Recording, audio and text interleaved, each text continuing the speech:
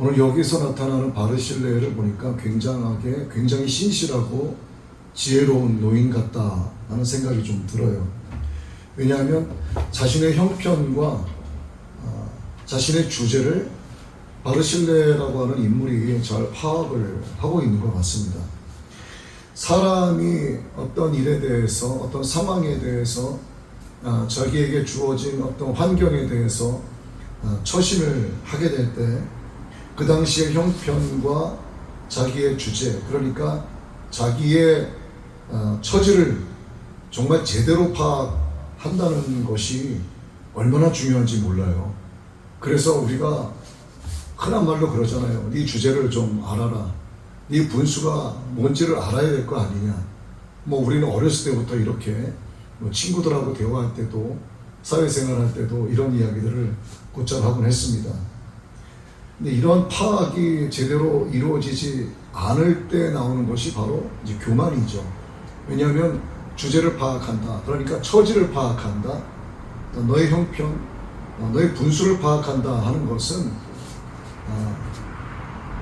네가 갖고 있는 능력과 네가 갖고 있는 자질과 네가 갖고 있는 어느 한계 안에서 네가 무엇인가를 행해야지 그 이상을 지나치게 되면 무리가 따를 수 있다.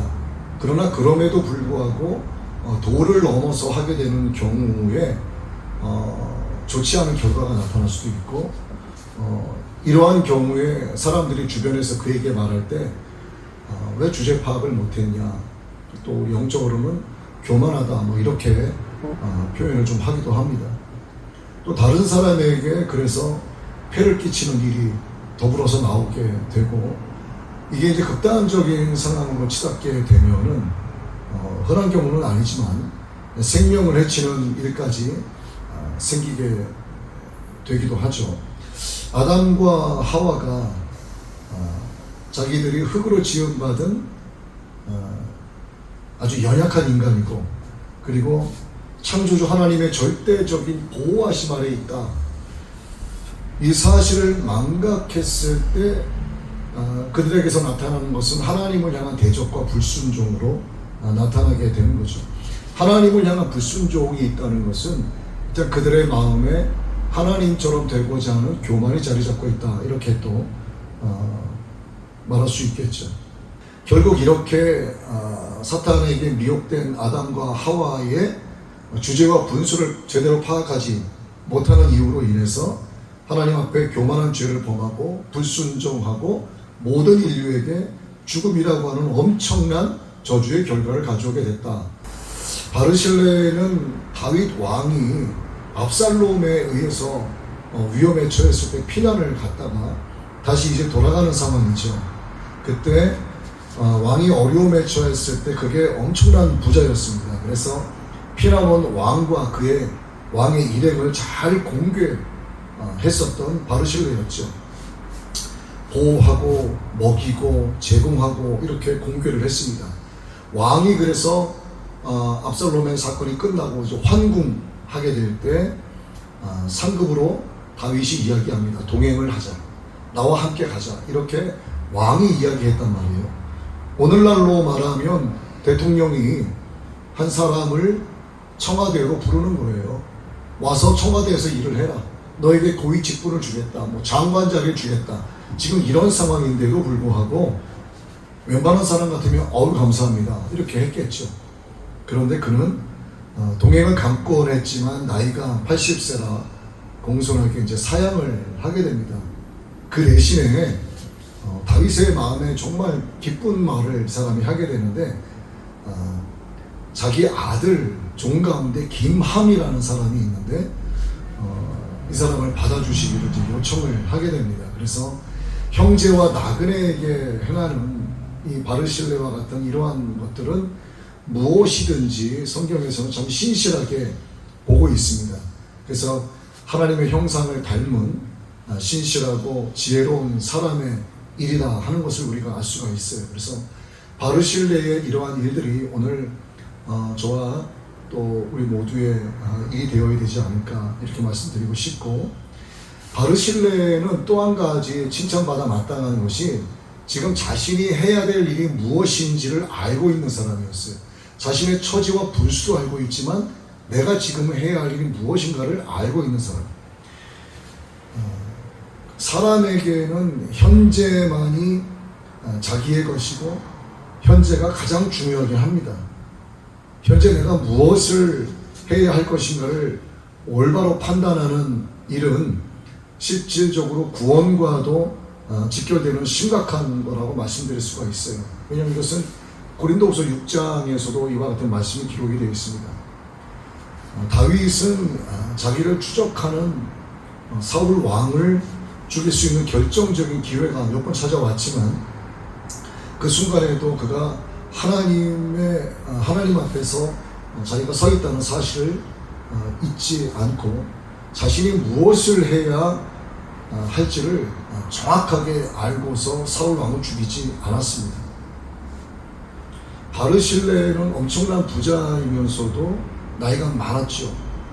그리고 해야 할 일이 왕의 일행을 자기가 가진 것으로 공개하는 것이지 왕과 함께 동행해서 나이 많은 자기가 왕을 보필하는 입장이 아니라고 하는 것을 분명하게 어필을 하고 그 대신에 자기 밑에 다른 수하를 보내겠다 이렇게 지혜롭게 대답을 했습니다.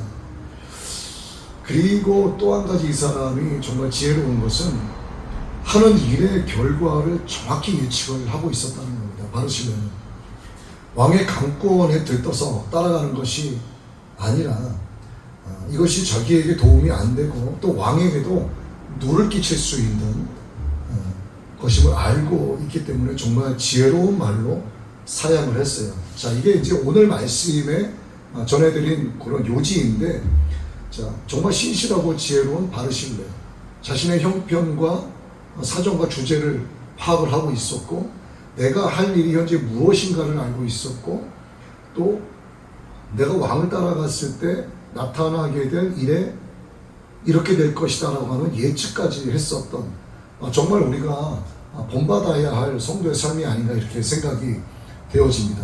자, 그런데 잠깐 말씀을 조금 빗나가서 뒤에 말씀에 보니까 어떤 말씀이 나오냐면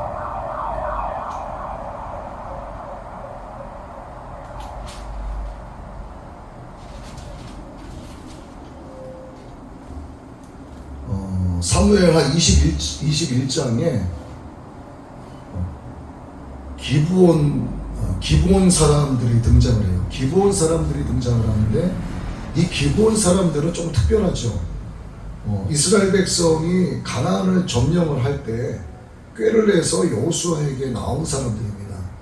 그렇게 해서 여호수아 이스라엘 사람들을 속이고 화친을 얻어낸 사람들이 바로 기브온 족속이죠. 그래서 기브온 족속을 멸하지 않았습니다. 하나님과 약속이기 때문에. 그래서 여호와 하나님께 여호수아는 묻지도 않고 맹세로 조약을 맺었기 때문에 하나님 앞에서 맺은 조약에 대해서는 반드시 지켜야 했기 때문에 기브온 족속을 땅에서 몰아내지 않았던 거예요.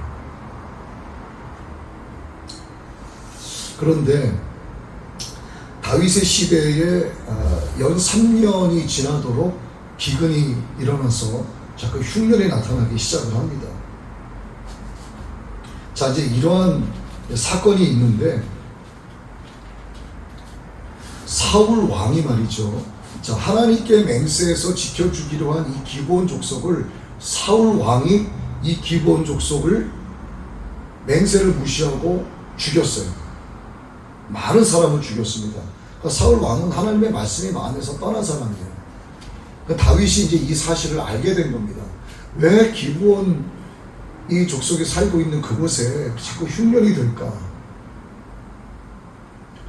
그래서 기브온 사람들이 이제 그 다윗을 찾아와서 이야기합니다. 뭐라고 요청을 하냐면 그 사울 왕이 우리를 학살했고 우리를 멸해서 이스라엘 영토 내에 머물지 못하게 하려고 모해한 사람의 자손 7사람을 우리에게 내달라 이렇게 얘기합니다. 그러니까 사울과 관련된 자손 7사람을 자기들에게 달라. 자기들이 7사람을 죽이겠다 이렇게 얘기하는 거예요. 야, 이거 참 다윗의 입장에서도 끔찍한 일입니다. 그런데 다윗이 역시 하나님의 마음에 맞는 사람인 것은 확실한 게 사람을 먼저 기준으로 삼지 않고 하나님과 맹세한 것을 알고 있기 때문에 하나님을 먼저 생각해서 7명을 착출을 해냅니다. 근데 착출이 아니라 이 사람들에게 죽음으로 가는 길인데 중요한 것은 뭐냐면 여기 7사람이 누구냐 하는 거예요. 자, 21장 7절 말씀 이하에 보면 다윗과 사울의 아들 요나단 사이에서 여호와를 두고 맹세한 것이 있으므로 왕이 사울의 손자 요나단의 아들 무비보셋은 아꼈기 때문에 놔둔 거예요. 그런데 이제부터 시작입니다. 아야의 딸 리스바에게서 난 자 곧 사울의 두 아들 알모니와 무비보셋, 또 사울의 딸 메레벡에서 난 자 곧 몰라 사람 바르실레의 아들. 자, 바르실레가 등장을 하죠. 다윗이 바르실레를 굉장히 귀하게 여겼어요. 함께 동행하자 이렇게 했습니다. 그런데 여기서는 바르실레의 아들인 아드리엘이라는 사람이 있는데 이 아드리엘의 아들 5을 붙잡은 거예요. 그러니까 바르실레의 손자 5명입니다. 자, 다윗이 함께 가자고 할 때는 언제고 이제 와서 자신의 손자 5명을 붙잡았다. 그 많고 많은 사람 가운데 왜 하필이면 바르실레의 손자 5명을 붙잡았을까? 자, 여기서 제가 참 이 말씀을 며칠 전에 읽으면서 많은 생각을 해봤어요. 내가 바르실레의 입장이라면 어땠을까?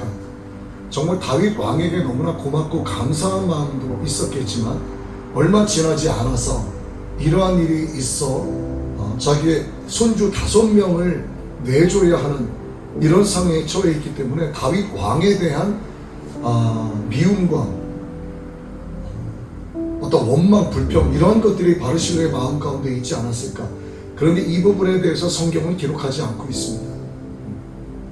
어쨌든 우리가 바르실레의 입장에서 오늘 말씀을 들여다보았을 때 그리고 21장의 기본이 등장했을 때의 말씀을 우리가 비추어서 더불어 생각을 해보면 우리가 바르실레가 되었을 때 이렇게 우리에게 정말 누군가를 진심으로 섬김으로써 나타나는 대가, 이를테면 왕이 나와 함께 가자라고 하는 이런 좋은 제안이 우리에게 오기도 하지만 얼마 안 가서 그로부터 또다시 나의 소중한 것을 빼앗기게 되는 이러한 일들이 우리가 인생을 살아가면서 정말 자주 나타나고 자주 접하게 되는 일이다.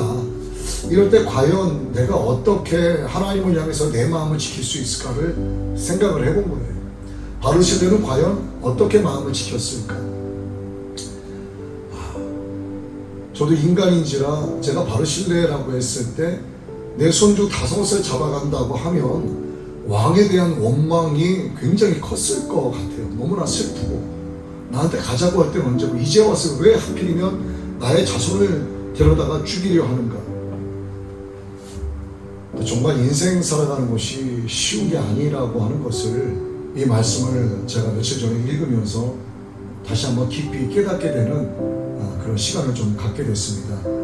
이 바르실레의 입장에서 봤을 때 우리는 인간의 입장에서 생각하지 않을 수 없다는 것을 오늘 한번 말씀을 통해서 나눠보고 싶었어요. 그래도 어쩌하겠습니까? 우리가 하나님 안에 있고 하나님이 내 생명의 주인이시고 우리가 예수님을 나의 구세주로 영접하면서 살아가고 있는 동안 만나게 되는 모든 생사화복이 하나님 안에 있다는 것을 오늘 말씀을 통해서 우리가 마음에 깊이 새기고 우리 육신의 수명이 다하는 그날까지 나아갈 수 있게 되기를